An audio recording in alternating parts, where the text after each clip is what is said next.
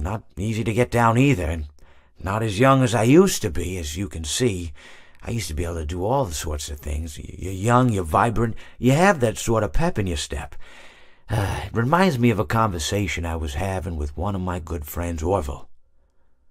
We were having a nice picnic one day. I believe it was summer. No, perhaps it was... Was it the fall? Yes. It was the fall because the leaves had turned already. But I said to Orville, I says, Orville, I have a story to tell you. And Orville looked at me, kind of odd and said, what's it about? I said to him, not every story has to be about something, Orville. Sometimes a person just wants to talk. Why does everything have to be a story? I said to him. He just looked at me and he said, well, you said you had a story, and he was quite right. I did, in fact. I told him I had a story.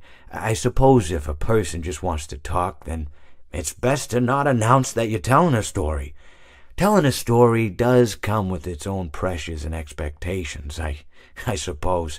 After all, if you're just talking to a friend, then there's no more expectations than if you were talking into the wind.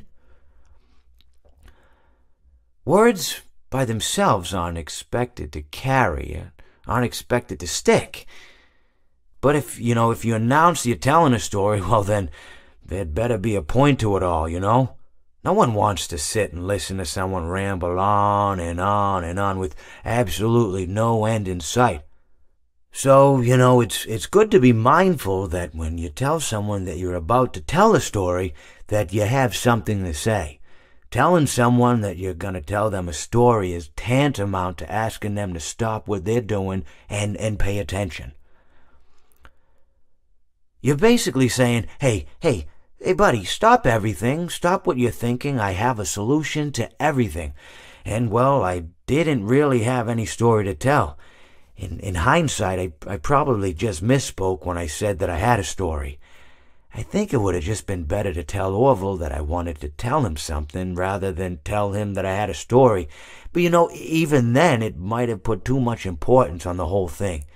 Either way, it was quite a nice day.